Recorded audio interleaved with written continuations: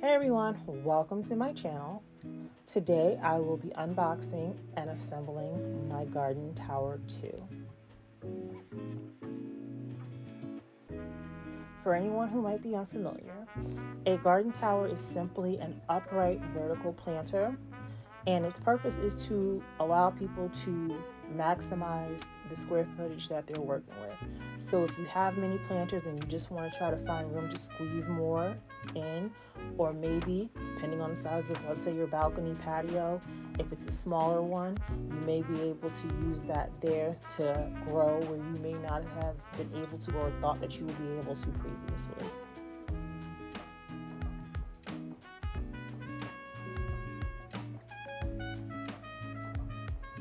As you can see, everything comes nested together in this one box. And I won't say it's lightweight, but it was easy enough for me to move about and get in position.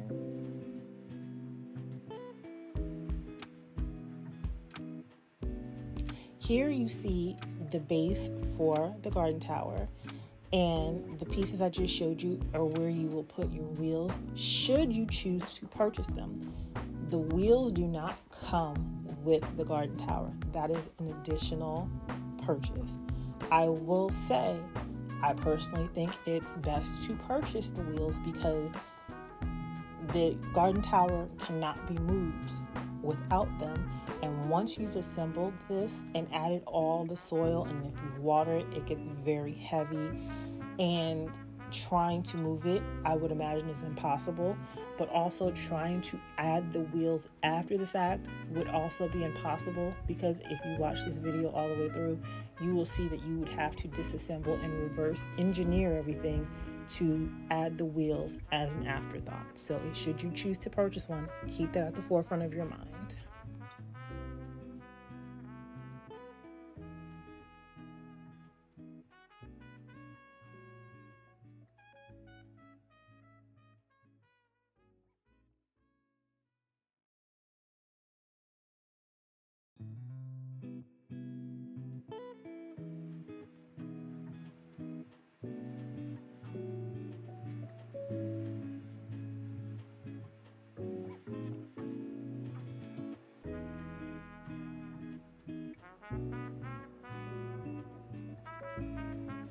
When adding the wheels, you will need tools.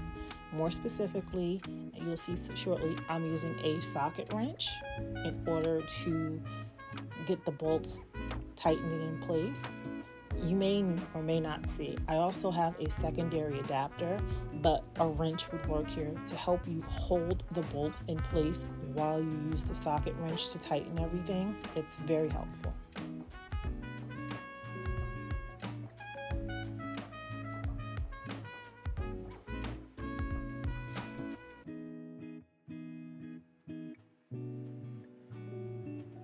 Here we have the actual wheels.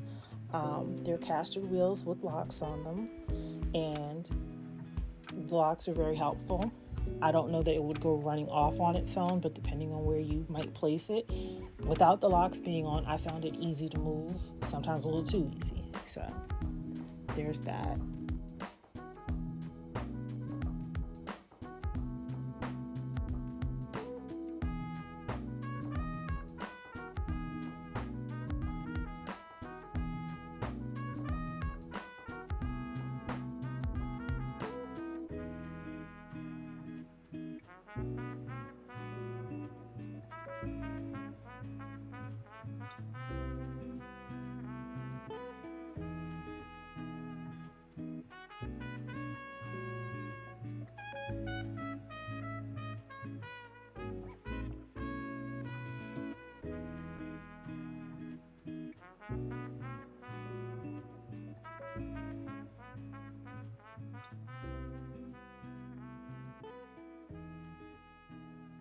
Now that we have the wheels added, we'll get everything assembled.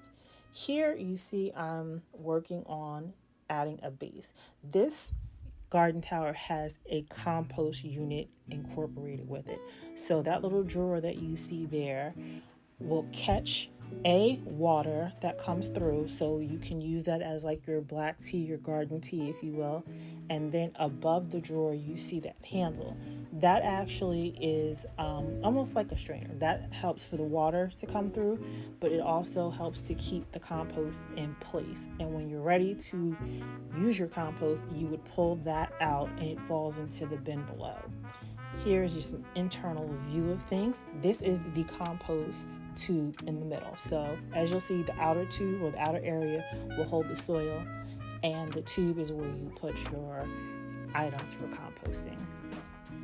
You'll notice here that I am watering the soil in between adding bags to the unit.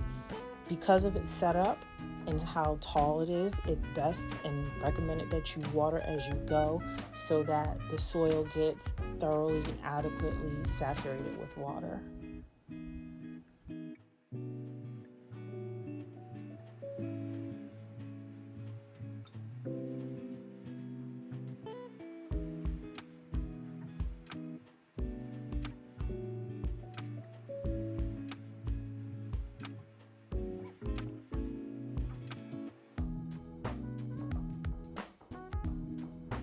Now, quick notation here.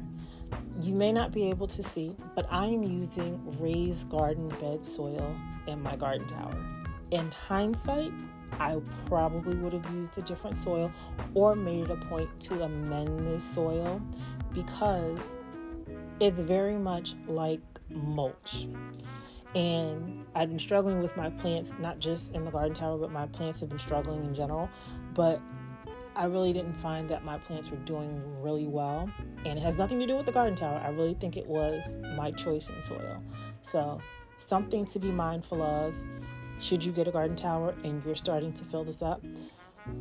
Amend or choose your soil wisely, because trying to make changes once you fill this up, it's kind of difficult to do. So mental note for you.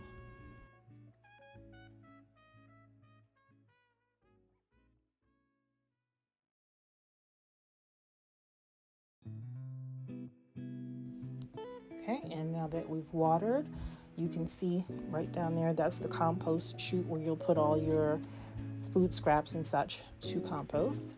And then to finish things off, I actually went back in and I guess you could say backfilled, because despite pouring all of the soil directly in the center of the unit, you need to go in and kind of top off the pockets. So that's what I'm doing here. Here you're going to see the divider that keeps the compost in place, as well as the drawer that catches the compost when it's ready, and the compost tea. Lastly, it's time to get to planting. So I'm just simply making holes for seeds and seedlings, which I will now go ahead and add in. Once we've got all the seedlings and seeds in place, we are good to go, folks. So at this point, it's just a matter of keeping everything watered and maintained in accordance with whatever it is that you may be planting. Should you be interested in learning more about the garden tower, I've linked everything in the description of this video. If you get one, let me know. Happy gardening!